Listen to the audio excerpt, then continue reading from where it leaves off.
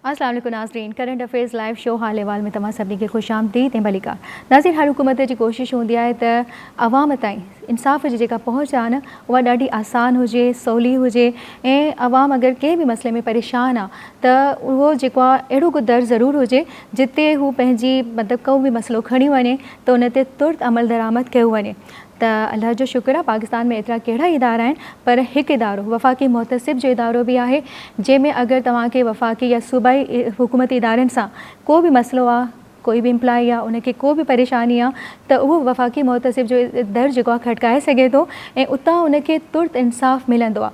अॼु असां live show हाल अहवाल में इन ई हवाले सां ॻाल्हि ॿोल कंदासीं त अवामी मसइलनि जे हल लाइ वफ़ाक़ी मुहतसिब जो किरदारु छा आहे ऐं कीअं अवाम ताईं सस्तो ऐं तकिड़ो इंसाफ़ जेको आहे पहुची रहियो आहे।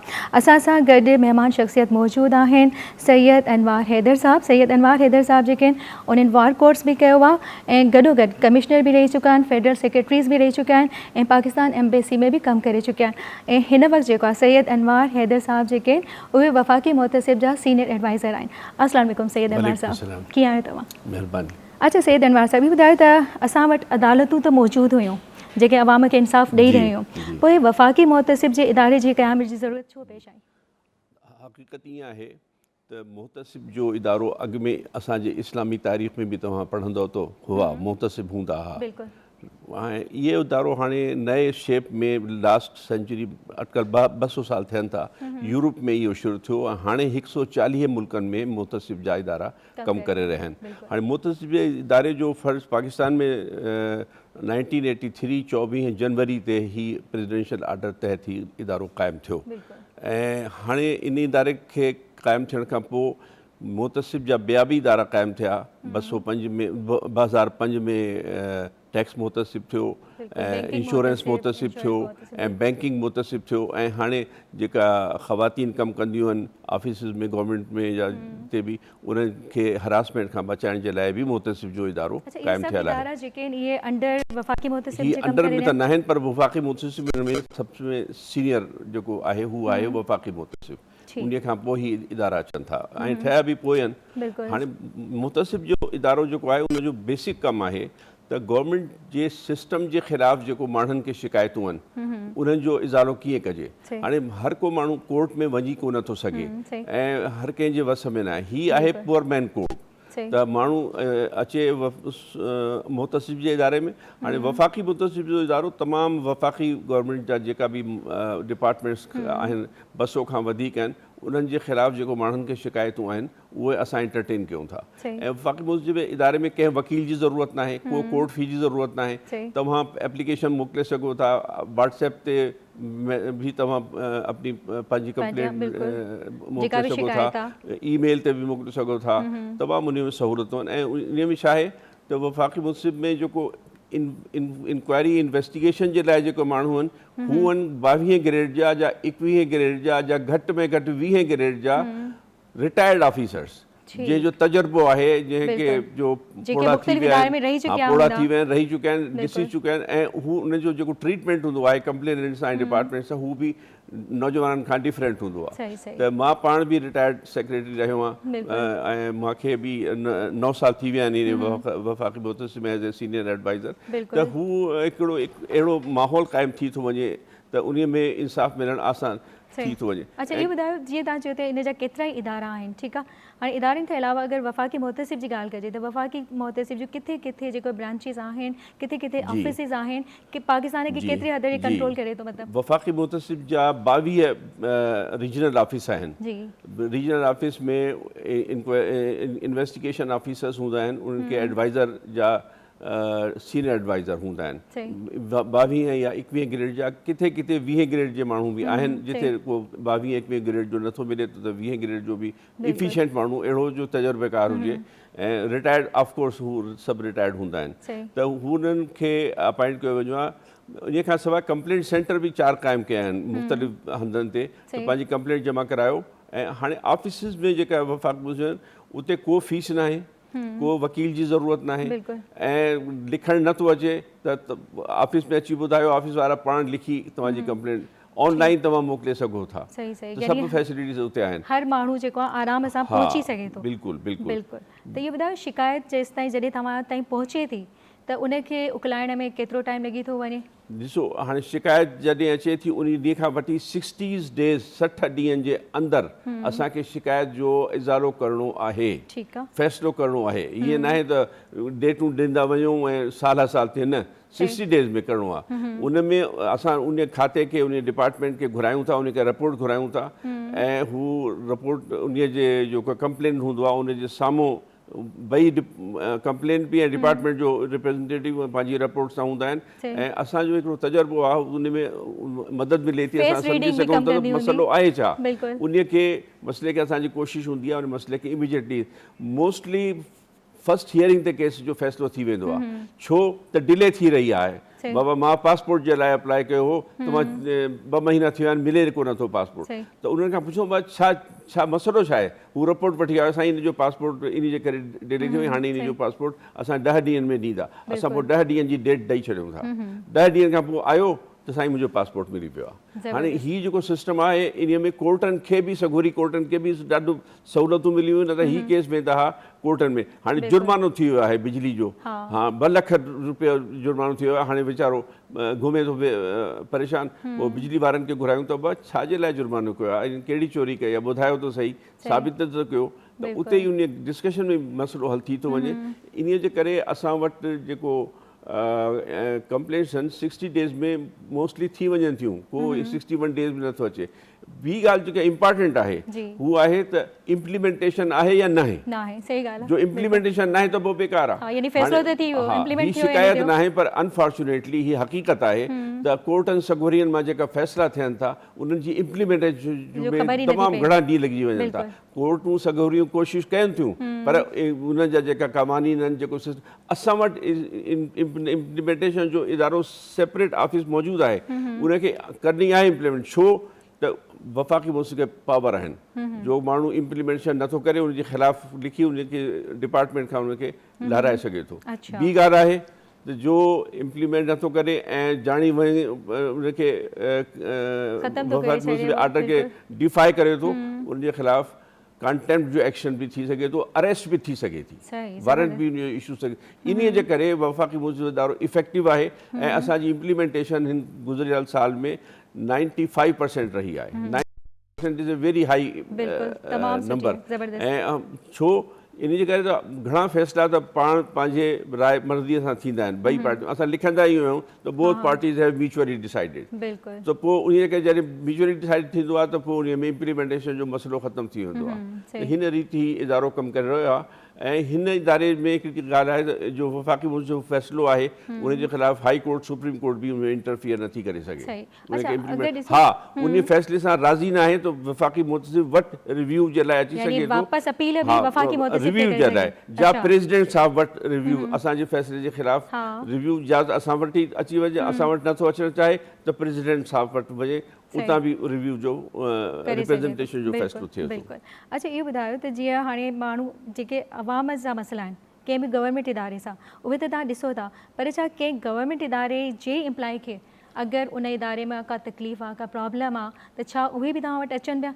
बिल्कुलु, ही इंटर डिपार्टमेंटल मसइला बि थींदा आहिनि। हिकिड़ो डिपार्टमेंट ॿिए डिपार्टमेंट जी शिकायत में बि असां वटि ईंदो आहे, असां उनखे बि रिज़ॉल्व कंदा आहियूं। पर घणो करे जेके शिकायतूं आहिनि, आवाम खे जेका शिकायतूं आहिनि, उहे गवर्नमेंट जे डिपार्टमेंट जेका सर्विस डिलीवरी जी शिकायतूं आहिनि, घणो करे सर्विस डिलीवरी जी शिकायतूं आहिनि, हू हाणे असां एतिरी शिकायतूं हलाए चुकिया आहियूं त असांखे सम्झण में को देरि नथी लॻे ऐं उनजो सोल्यूशन कढण में बि देरि नथी लॻे।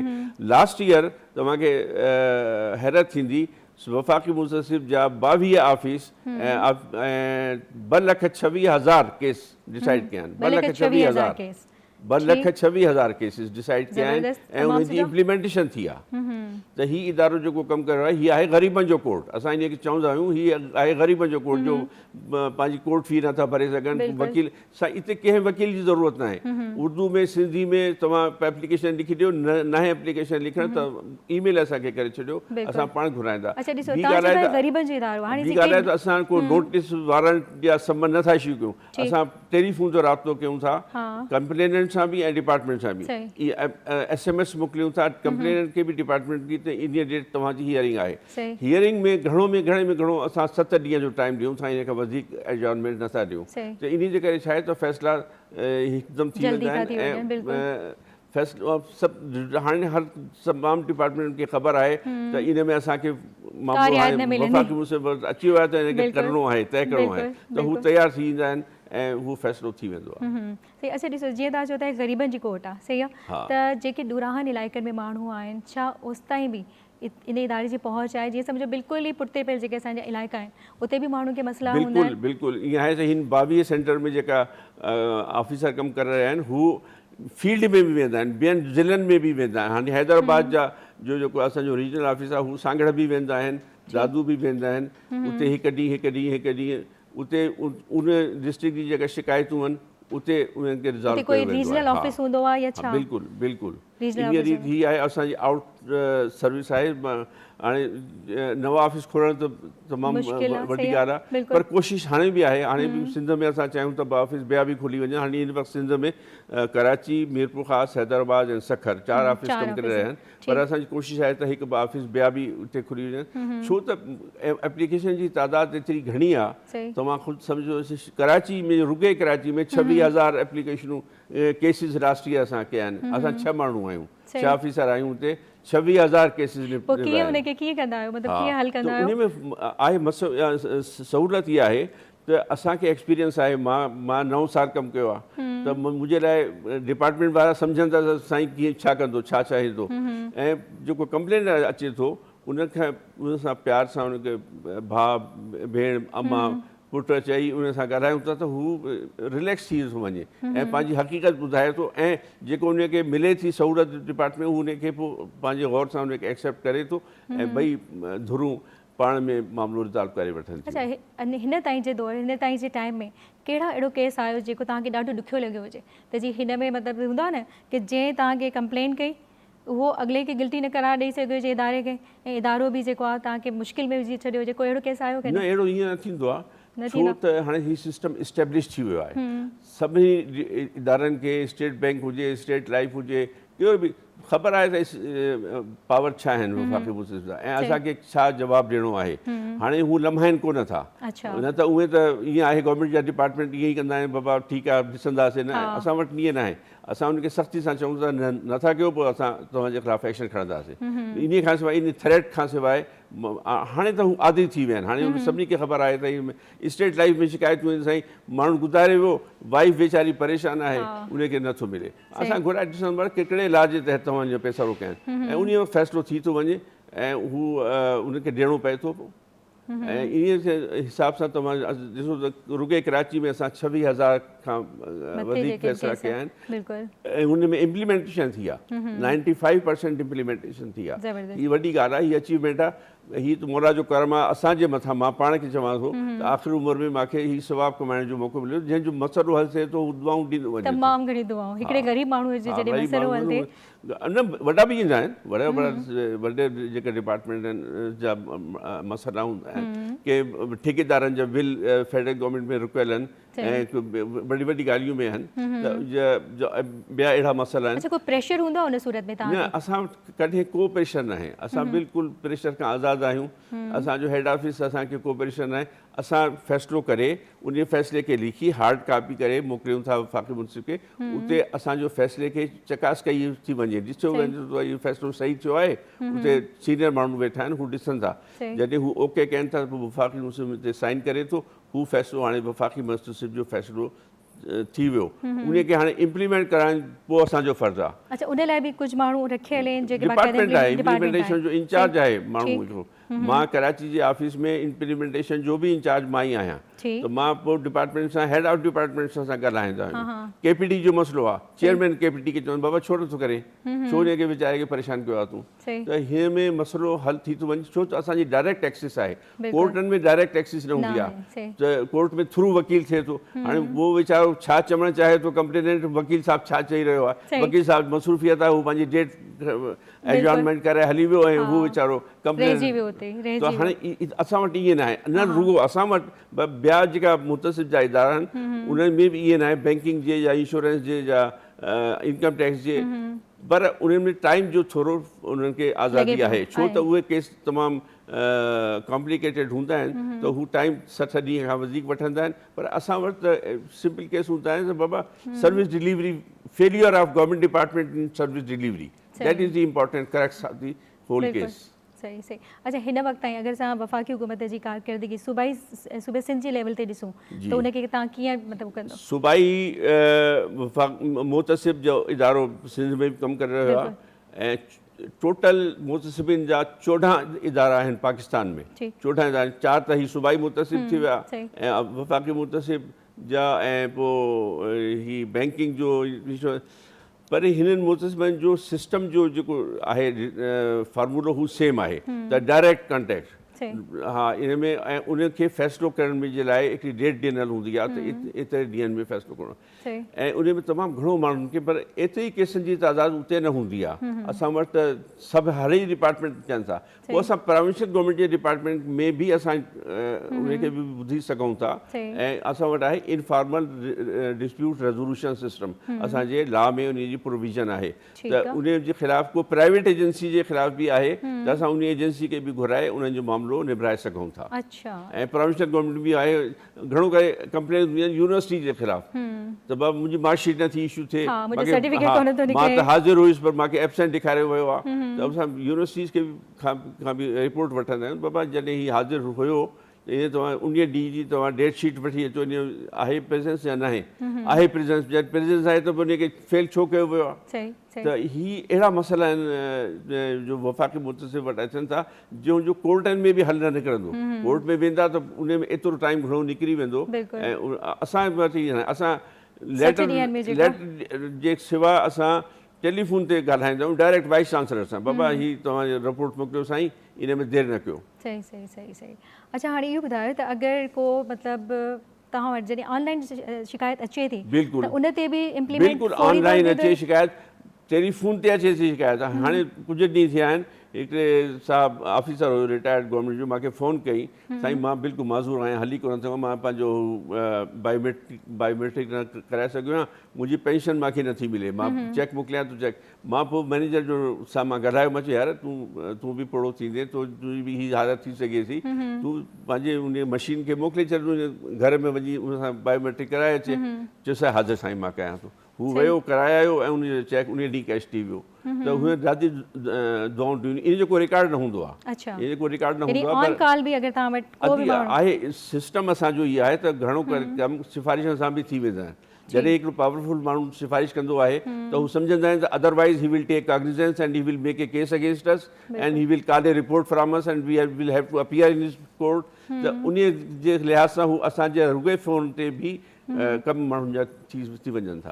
अच्छा, कॾहिं के मतिलबु माण्हू जेको आहे ग़लति शिकायतूं बि मतिलबु मोकिलींदा हूंदा, जाते ग़लति शिकायतूं बि हूंदी, घणो करे त न हूंदियूं आहिनि, पर कुझु माण्हू ईअं हूंदा आहिनि जो को दुश्मनी हूंदी आहे जा, त हू शिकायत कंदा आहिनि। पर ग़लति शिकायत पहिरीं जीअं असां उनखे पढ़ी, छो असांखे एतिरो एक्सपीरियंस थी वियो आहे त जेन्युइन छा आहे ऐं इनजेन्युइन छा आहे, त उन में पतो थी वेंदो आहे त इन में छा। हाणे हिकिड़े माण्हू जे ख़िलाफ़ु अचे थी शिकायत, बाबा हीअ साहब जो आहे हीअं आहे, ईअं आहे, ईअं आहे, त उन में पतो थी थो वञे त हीअं असां ख़ुशि न आहे, पर उन बि असां रिपोर्ट घुराईंदा आहियूं, उनखे बि घुराईंदा आहियूं। उनखे ज़रूरी हूंदो आहे त उन माण्हू खे घुराईंदा आहियूं, ज़रूरी हूंदो आहे त असां वञी पाण इंस्पेक्ट बि कंदा आहियूं। छा आहे त हीअ बेनेवलेंट फंड जा केसिस ईंदा आहिनि। वफ़ाक़ी मुतसिब जो इदारो जो ॿियो फंक्शन जेको आहे हू आहे इंस्पेक्शन ऑफ गवर्नमेंट ऑफिसिस। असां गवर्नमेंट ऑफिस जा इंस्पेक्शन कंदा आहियूं त उते कमु कीअं थी रहियो आहे, बिल्कुलु पाण मुरादो, ऐं उते इंस्पेक्शन थींदो आहे त हीअ कहिड़े सिस्टम जे कंप्लेनेंट जा इन्हनि जी जेका क्लाइंटल आहे उन्हनि सां इन्हनि जो रवैयो बर्ताव छा आहे, इन वटि उनजी प्रिपरेशन छा आहे। हाणे इहो ई इदारो जेको आहे बेनेवलेंट फंड जो इदारो आहे, तमामु घटि स्टाफ आहे ऐं माण्हू एप्लीकेंट जी तादाद तमामु घणी आहे, त असां लिखी मोकिलियो त भाई इनखे रिवैम्प कयो वञे, इन इदारे खे जेतिरी तादाद आहे माण्हुनि जी उन मुताबिक़ इनखे ठाहियो वञे त हू उन्हनि जा कमु वक़्त सां थी वञे। हाणे उनखे डिले थिए थी, हाणे विचो वीचारो माण्हू रिटायर थियो आहे, उनखे उनजो बेनेवलेंट फंड नथो मिले, उनजी डेथ थी वई आहे, उनजे ॿारनि खे फंड नथो मिले, त उन परेशानी त आहे। अच्छा, बसि छो जो टाइम तमामु घटि आहे, अगरि को माण्हू पंहिंजो नालो शो न करणु चाहे त उनखे बि इजाज़त आहे त हू पंहिंजी कंप्लेंट जेको आहे तव्हां वटि मोकिले बिल्कुलु सघे ॾींदियूं आहिनि असां PDB जा घणी कंप्लेंट्स असां वटि आयूं आहिनि ऐं असां उनखे निबरायो आहे सही ज़बरदस्त अच्छा अनवर साहब बस छो जो हाणे टाइम सफ़ा ख़तमु आहे अवाम लाइ छा मैसेज ॾियणु चाहींदो तव्हांजे इदारे ताईं पहुच केतिरी अवाम जे लाइ इहो मैसेज आहे त तव्हां हिन इदारे जी तव्हां इन सां फ़ाइदो वठो ऐं इनखे इन सां जेको तव्हांजा कंप्लेंट आहिनि फेडरल गवर्नमेंट जे डिपार्टमेंट सां न त भले प्रोविंशनल में असां कचहरियूं में कंदा आहियूं पब्लिक कचहरियूं कंदा आहियूं उते तमामु हाणे बि ईस्ट में कचहरी थियणी आहे त कचहरियूं कंदा आहियूं त उन में जेका माण्हुनि खे असांजी रिक्वेस्ट आहे त तव्हां बिल्कुलु हेजिटेट न कयो शिकायत आहे इमीडिएटली असां वटि अची वञो ऐं इनशाला 6 ॾींहं जे अंदरि अंदरि तव्हांजी शिकायत जो इज़ारो थी वेंदो ज़बरदस्त तमामु सुठो वॾी महिरबानी सैयद अनवर हैदर साहब तव्हांजी तव्हां आया ऐं रियली नाज़रीन उहा ई ॻाल्हि आहे त असांजा इदारा तमामु सुठो कमु करे रहिया आहिनि पर उहे उन्हनि माण्हुनि जी व्याफ़्ते जेके उन में कमु करे रहिया आहिनि सैयद अनवर हैदर साहब अहिड़ी शख़्सियत आहिनि जेके ज़ाहिरी ॻाल्हि आहे हिकिड़े इदारे खे ॾिसी रहिया आहिनि उनखे में कमु करे रहिया आहिनि ऐं जीअं उन पाण चयो त असां सम्झी वेंदा आहियूं एप्लीकेशन ॾिसंदे त हीअ फेक आहे या सही आहे छा करिणो आहे त उहा ई ॻाल्हि आहे जेतिरो पाण खे पंहिंजे इदारे सां सिंसियर रही करे किथे बि कमु कंदो इंसानु त उते उहे कामयाबी थींदो पंहिंजो ऐं पंहिंजे प्यारनि जो तमामु घणो ख़्यालु रखंदा असांखे ॾींदा इजाज़त अल्लाह हाफ़िज़